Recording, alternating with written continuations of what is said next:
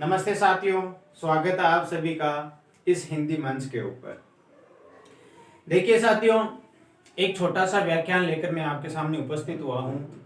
इस व्याख्यान में हम हिंदी व्याकरण से संबंधित कुछ चर्चा करेंगे। इसी में ही जब हम व्याकरण पढ़ते हैं, उस व्याकरण में एक महत्वपूर्ण प्रकरण आता है। वो क्या है? संधि है। संधि हिंदी भाषा में शब्द संरचना का एक महत्वपूर्ण भाग है, तत्व है। तो जब हम संधि पढ़ते हैं तो संधि में हम अक्सर एक शब्द सुनते हैं, वो है संयोग। तो आज के इस व्याख्यान के माध्यम से हमारा एक ही उद्देश्य है कि जब हम संधि पढ़ते हैं तो उसमें संयोग शब्द क्या है, उसकी क्या भूमिका है, क्या संधि और संयोग में क्या कोई मूलभूत अंतर है क्या, तो इन्हीं के ऊपर हम चर्चा करेंगे। तो शुरुआत करते हैं। देखिए, जब हम संधि पढ़ते हैं तो संधि की परिभाषा क्या है? कि संधि की परिभाषा क्या है कि जब दो वर्णों के परस्पर मिलने पर यदि उनमें से किसी भी वर्ण में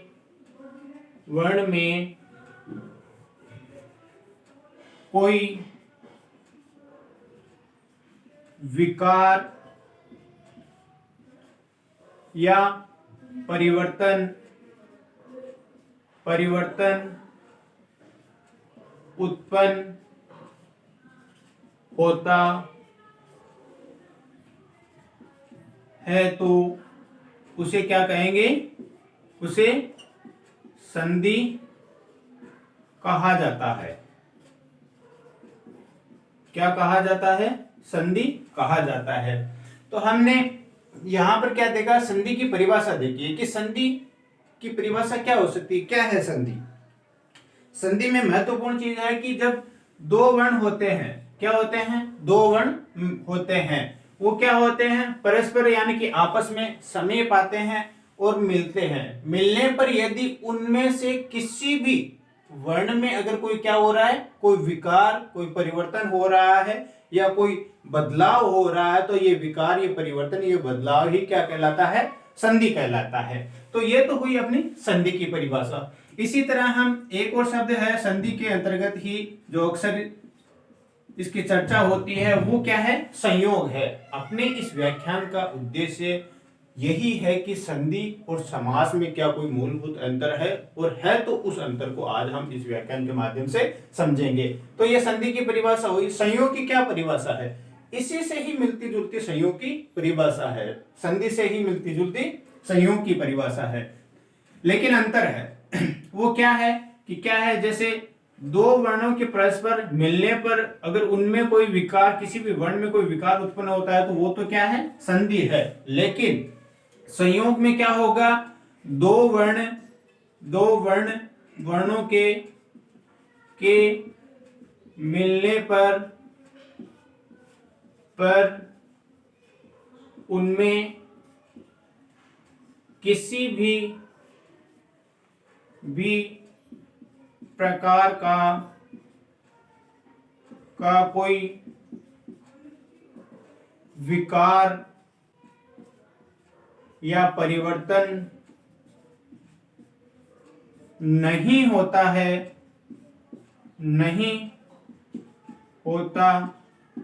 है तो उसे क्या कहेंगे? उसे संयोग कहा जाता है। क्या कहा जाता है? संयोग कहा जाता है। तो संयोग और संधि में ये दो मूलभूत अंतर है। इन दोनों की ही परिभाषा है। परिभाषाओं के माध्यम से हम संधि और समास का जो मूलभूत अंतर है वो जानने की कोशिश कर रहे हैं। संधि में तो क्या होता है कि उसमें महत्वपूर्ण शब्द है कि उसमें क्या होता है? विकार उत्पन्न होता है। क्या होता है?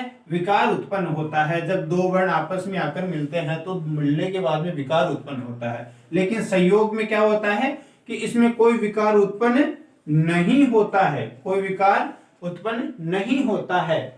होता क्या है, इसमें संयोग में सिर्फ दो वर्ण में होते हैं, मिलते जरूर है लेकिन वो समीपस्थ हो जाते हैं, समीप आकर बैठ जाते हैं, उसमें परिवर्तन कुछ नहीं होता है। लेकिन संधि में क्या होता है, दो वर्ण होंगे, मिलेंगे और उनमें कोई ना कोई किसी नए वर्ण का सर्जन होगा, निर्माण होगा, उसमें परिवर्तन होगा, तो ही वो संधि के दायरे में आएगा। अगर परिवर्तन नहीं होता है तो वो किसके दायरे में है, संयोग के। कुछ उदाहरण के माध्यम से हम देखते हैं कि संधि के उदाहरण क्या हो सकते हैं और संयोग के उदाहरण क्या हो सकते हैं। एक तरफ हम संधि के उदाहरण लेते हैं, एक तरफ हम संयोग के उदाहरण लेते हैं। देखिए संधि कुछ उदाहरण है, जैसे एक शब्द है, शब्दखंड है अपने पास, उद धन लास, उद धन लास।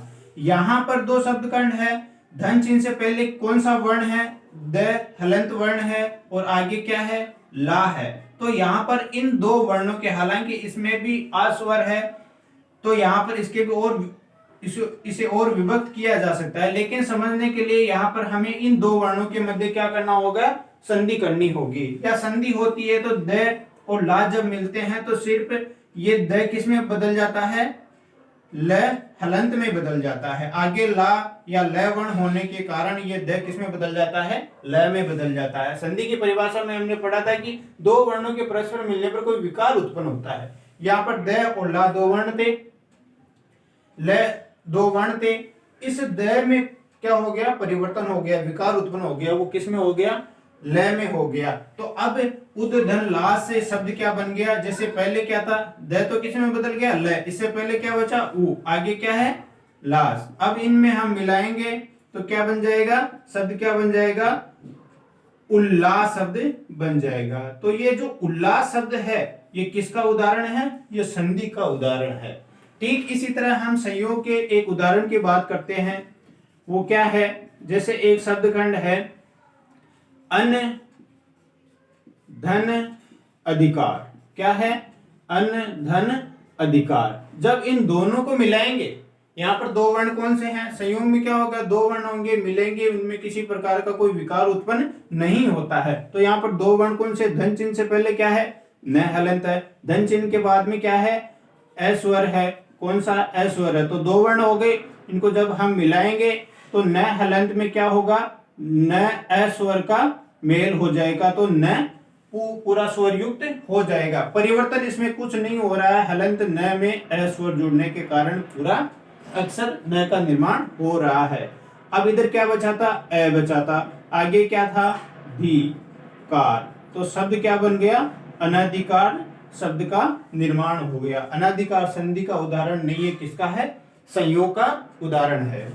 इसी तरह से उल्लास संयोग का उदाहरण न होकर किसका उदाहरण हुआ, संधि का उदाहरण। क्यों हुआ, क्योंकि यहाँ पर दो वर्ण मिले, एक नए वर्ण का निर्माण हुआ था।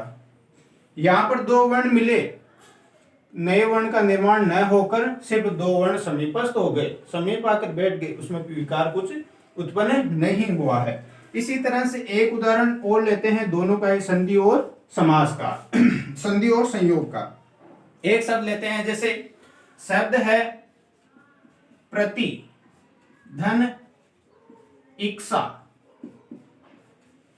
इनमें हम संधि करेंगे तो धन चिन्ह से पहले क्या है, ती है, और ती में भी हमें ई स्वर को अलग निकालना है, तब वो वर्ण हो जाएगा। इसी तरह से आगे क्या है, दीर्घ ई है, तो यहाँ पर दो वर्ण हो गए, ह्रस्व ई और दीर्घ ई। इन दोनों को जब हम मिलाएंगे तो एक नए शब्द का, एक नए वर्ण का निर्माण होगा, वो क्या है, दीर्घ ई है।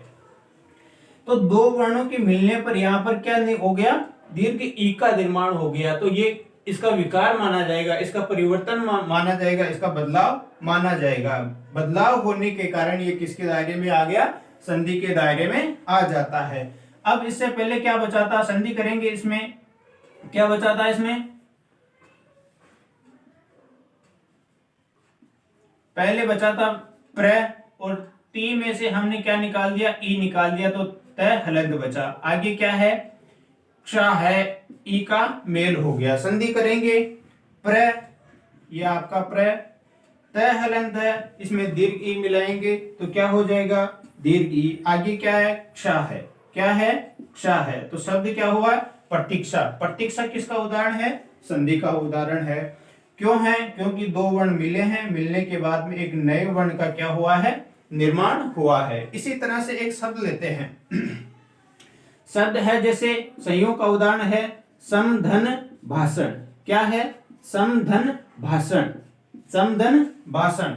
इन दोनों में दो शब्द खंड है तो इनमें दो वर्णों में हम मेल करेंगे। जैसे धन चिन्ह से पहले क्या है? हलंत में है। आगे क्या है? भा अक्षर है। हालांकि भय इसको अलग करेंगे, फिर भी यहाँ समझने के लिए भा लिखते हैं। तो यहाँ पर जब इन दोनों का मेल होगा, हालांकि ये व्यंजन संधि के दायरे में भी आता है, लेकिन संयोग के दायरे में लेने के लिए हमें इस प्रक्रिया को देखना है। तो हलंत में और आगे भय होने के कारण इसको हम संयोग रूप से समभा इस रूप में लिखेंगे। पहले क्या बच रहा था? स बच रहा था, ये आपका स हो गया। आगे क्या है? स और ण। शब्द क्या बन गया? संभाषण। शब्द क्या बन गया? संभाषण। ये किसका उदाहरण हुआ? संयोग का उदाहरण हुआ। इसमें कोई विकार उत्पन्न नहीं हुआ। केवल दो शब्द जो वर्ण थे वो पास में आकर क्या हो गए? मिल गए, बैठ गए। विकार उत्पन्न उनमें नहीं हुआ है। तो विकार उत्पन्न न होने के कारण ये किसके उदाहरण हुए? संयोग का उदाहरण हुआ। जहां विकार उत्पन्न हो जाता है वो किसका उदाहरण हो जाता है? संयोग संधि का उदाहरण हो जाता है। तो कहने का मतलब यहाँ पर अनधिकार और संभाषण, ये जो दो शब्द है वो किसके उदाहरण है? संयोग के उदाहरण है। इसी तरह से उल्लास और प्रतीक्षा, ये जो दो शब्द है वो किसके उदाहरण है? संधि के उदाहरण है। किसके उदाहरण है? संधि के उदाहरण है। तो कहने का मतलब मित्रों आज यही था अपने इस व्याख्यान के माध्यम से कि जब हम संधि पढ़ते हैं और संधि पढ़ते समय हमें अक्सर एक शब्द सुनने को मिलता है, वो है संयोग। तो आज इस व्याख्यान के माध्यम से हमने एक छोटा सा व्याख्यान था, इस व्याख्यान में ही हमने ये देखने की कोशिश की, ये चर्चा की है कि क्या संधि और समास में कोई अंतर है, वो अंतर है तो किस रूप में है, उसको समझने के लिए, उसके ऊपर चर्चा करने के लिए अपना महत्वपूर्ण व्याख्यान था। हमें संधि और समास में यही ध्यान रखना है कि संधि वही होगी जहां पर दो वर्ण मिलेंगे और उसमें कोई विकार उत्पन्न होगा। दो वर्ण मिलेंगे और उसमें कोई विकार उत्पन्न होगा तो ही क्या होगी? संधि होगी। और जब दो वर्ण मिलते हैं और उन दो वर्णों के मिलने के बाद में कोई विकार उत्पन्न नहीं होता है, सिर्फ दो वर्ण समीपस्थ हो जाते हैं, पास में आकर बैठ जाते हैं, मिल जाते हैं, तो वो किसका उदाहरण हो जाएगा? संयोग का उदाहरण हो जाएगा। जहां संधि होगी वहां दो वर्णों में विकार होगा, जहां संयोग होगा वहां पर विकार ना होकर सिर्फ दो वर्ण समीपस्थ हो जाएंगे, पास में आकर बैठ जाएंगे। तो नमस्ते साथियों, आज इस व्याख्यान के माध्यम से इतना ही। मिलते हैं एक नए व्याख्यान के साथ, नए बिंदु के साथ। तब तक धन्यवाद।